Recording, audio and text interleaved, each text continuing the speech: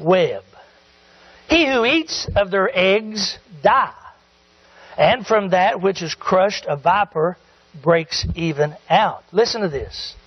Lies and philosophies are hatched out through the incubators. It's called materialism, humanism, secular humanism, New Age movement, liberalism that has been read and spoke across America through the television, airways, and radio that is constantly being held.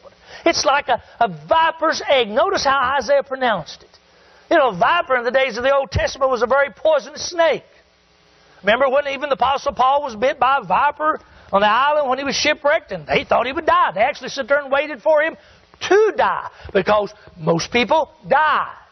And of course God intervened and stopped it because He could preach to these bunch of heathens. But that's the point. You see, a viper is a very dangerous thing. I know people who would never think at all let their little children go play with a bunch of cobras or rattlesnakes. But they put them in environments every day, and the vipers are all around them, striking of what we believe, teaching them immorality. Sex education today doesn't teach you to abstain. It gives you a free condom. That's what it gives you. It tells you not to get pregnant. That's what it teaches. I've read their book. We're teaching young people today in schools and even in their families that it's okay now to be heterosexual or homosexual or whatever sexual it is. Just be some sexual thing. When's the last time you heard anybody in schools teach and preach, and even in churches, to abstain that which is evil? To save yourself for the beautiful thing called marriage. But you see, it's just like viper eggs. They're everywhere around us. They're laying upon us. Pornography is everywhere in our society. Everywhere. I mean, it's a billion-dollar industry. You want to get filthy rich? I mean, not just become hundreds of thousands of dollars, but I mean filthy rich. Get in the porn business. And you'll be rich. I had a man tell me one time from the great state of West Virginia. He was involved, sadly, with a terrible situation. He was running the largest strip club in Myrtle Beach. I said to him, Gary, why in the world are you involved in this? He was the manager of it. 50-some naked women there. That's what they boasted on their marquee. I said to him one day, I said, don't you think that bothers your wife and your 2 daughters? He said, I don't pay attention to it, preacher. I just go back there and I do my business. I take care of the bills. I never even come out on the floor unless there's a problem. He said, we've got these big brutal bouncers. And he said, but a funny thing. He said, we do have to keep an ambulance at our place every night, especially in the summertime. I said, well, what in the world? Do you mean you have that many fights and things like that? He said, no. These boys slip these girls that even come in there with the drug and get them with alcohol, and they just quit breathing. Well, this went on for several years, and he even attended church here, and I'd keep talking to him. Finally I said, Gary, why are you doing this? He said, preacher, where can I make $5,000 a week as a high school dropout?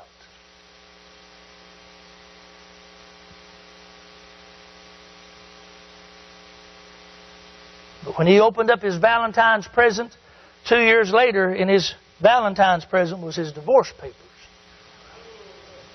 And his wife went more wicked than those girls ever did. I mean, she went plumb insanely wicked on drugs and alcohol and went plumb insane.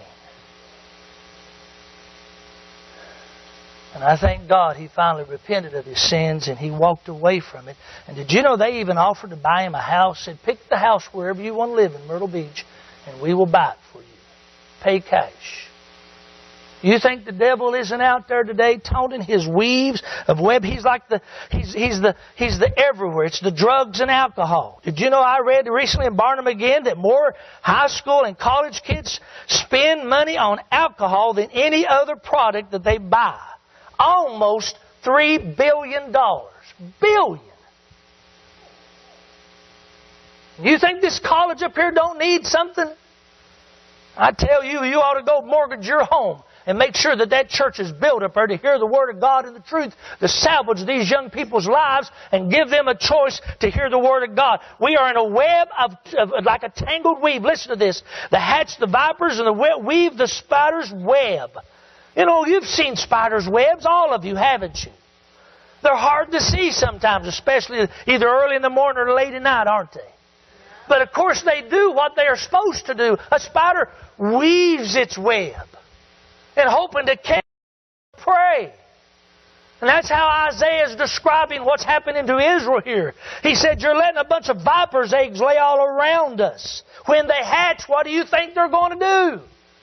And on top of it, we've got spiders everywhere weaving their webs of lies and deceit, dishonesty, twisting the Word of God.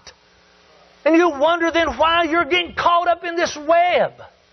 You know, I said to one of our members last night, it's like sin. Just a little sin never satisfies you.